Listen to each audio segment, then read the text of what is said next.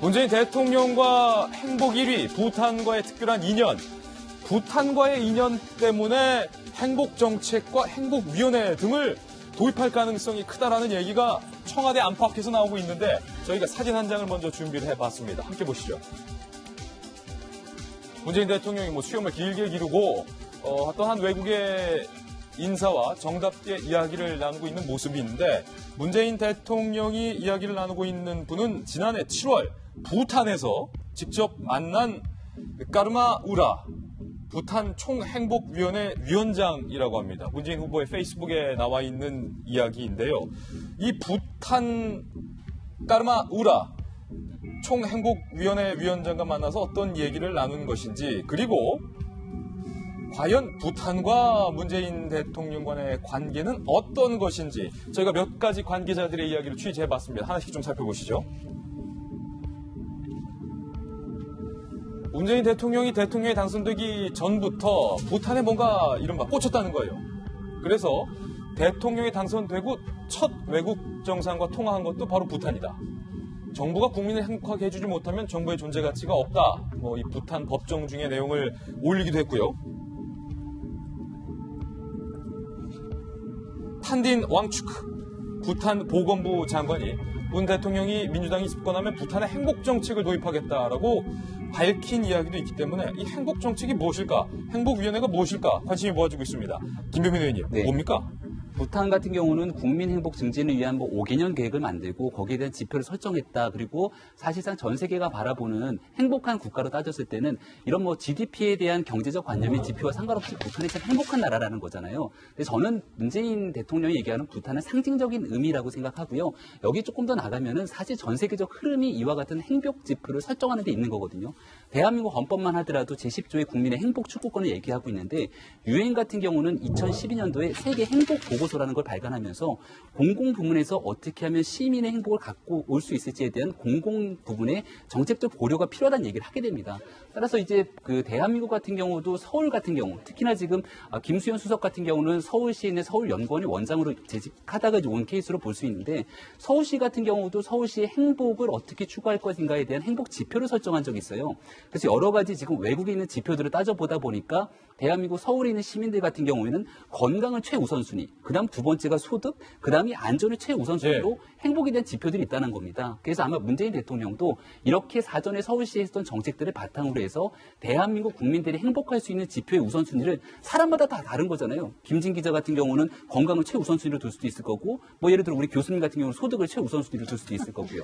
그런 방식에 대해서 대한민국 국민들이 갖고 있는 행복에 대한 지표들을 쭉 조사한 뒤에 거기에 맞춘 계획들을 세우고 거기에서 공공 부분들이 어떻게 정책적으로 뒷받침할 수 있을지 아마 이런 부분들을 부탄에서 벤치마킹 하게 되는 게 아닌가라는 생각이 들어요. 박상수 교수님, 정치학자시니까 개인과 국민의 행복을 국가가 행복위원회 이런 식으로 만들어서 국가 정책으로 뭔가를 컨트롤할 수가 있습니까?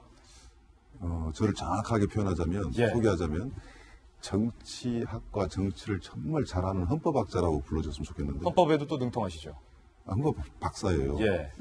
그 조문에 있으면 헌법에 행복추구권이 있어요. 행복추구권. 그 굉장히 주관적인 겁니다. 예를 들어서 담배를 피우면 안 되잖아요. 그럼 담배 핀 사람한테는 행복이 뭡니까? 담배 피는 거거든요. 그래서 담배 피는 사람한테 너무나 지나친 규제가 강하면 그 헌법에 근거해가지고 담배 좀 피게 해달라고 그 근거로 소송을 할 수 있어요. 행복추구권. 이게 굉장히 주관적인 것이죠. 그럼 대통령의 역할은 무엇인가? 누구한테든 다 정답을 줘야 되는가? 아까 조금 전에 이야기 나왔는데 미세먼지 같은 경우도 대통령이 충분히 대책을 안 세우고 너무 말을 빨리 하지 않느냐 하는데 저는 대통령이 그런 관료적 염려증에 너무 빠질 필요는 없고 국민들이 간지러운 데를 이야기해 주는 게 저는 대통령이다 봅니다. 국무총리가 다르고요. 그래서 저는 행복정책 참 궁금해요. 뭘지 모르겠지만 그러게요. 본인 이야기해서는 안 돼요. 정말 국민과 또 다른 사람들의 입장에서도 같은 공감할 수 있는 행복정책이 저는 나왔으면 좋겠다. 예를 들어서 너무나 근검 전략한 사람이 행복추구 이야기하면 근검 전략 안 한 사람은 너무 불행할 거 아닙니까? 그래서 이건 정말 행복이라는 단어는 너무 주관적이라는 걸 좀 명심해 줬으면 고맙겠다 생각합니다. 헌법학자 옆에서는 또 변호사님이 계시니까 헌법에 규정된 행복추구권과 문재인 정부가 어쩌면 만들지도 모르는 행복추진위원회, 부탄과 우리나라는 조금 다른 사정도 있고. 네, 참 그렇죠. 이게 궁금해요. 네.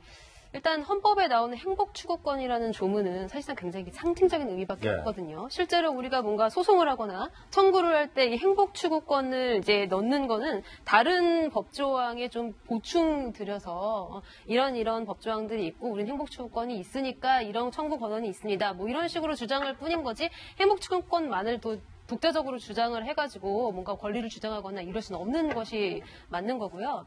그 부탄 같은 경우에는 우리나라라는 굉장히 사회 문화적으로 차이가 굉장히 크죠. 그래서 부탄의 행복 정책이 과연 정책 때문에 행복한 것인지 아니면은 종교적인 그리고 문화적인 이유 때문에 행복한 것인지는 조금 더 조사가 필요할 것 같습니다. 예. 저도 그렇게 생각하는데요. 너무 문화적인 어떤 사회적인 역사적인 배경이 다르죠. 그 부탄 같은 경우는 지금도 입헌 군주제입니다. 뭐 왕이 국왕이 스스로 물러나서 입헌 군주제를 하고 있는데 우리나라가 입헌 군주제를 견디겠습니까? 게다가 이제 세계에서 최빈국을 벗어난 지가 언제 굉장히 가난한 나라입니다. 굉장히 가난하기 때문에 사람들이 자기랑 비교할 대상이 다 가난해요. 그러니까 만족도가 삶의 만족도가 높을 수밖에 없죠. 많은 경우가 이제 행복이 불행한 경우가 상대적 발달감 때문 아니겠습니까? 국왕은 이제 들어가 있으니까 모르고 사는 거. 일반 사람들은 다 두르게 똑같이 사는 거예요. 그러니까 만족도가 높은데 그런 상황하고 우리나라의 어떤 지금 굉장히 다이나믹하고 사람들이 뭔가 가지고 싶어하고 또 뭐가 되고 싶어하는 이런 뭐 욕망이 들끓고 있는 사회랑 너무 이제 수평적으로 비교하기는 굉장히 어렵고 다만 우리가 이제 저성장 사회에 이렇게 들어가서 사람들이 어떤 목표가 성취나 성공보다는 개인적인 삶의 만족도를 중시하는 그런 데로 가고 있기 때문에 부탄에서 가지고 올 수 있는 인사이트 어떤 통찰만 가져와서 반영을 하지 정말 우리가 부탄 측으로 가겠다 그리고 이건 정말 재앙이 되는 거죠. 뭐 예. 그렇게는 되지 않을 거라고 믿고 있습니다. 예. 문재인 대통령과 청와대 광폭 행보 4가지 뉴스, 새로운 뉴스 저희가 보도해드렸습니다.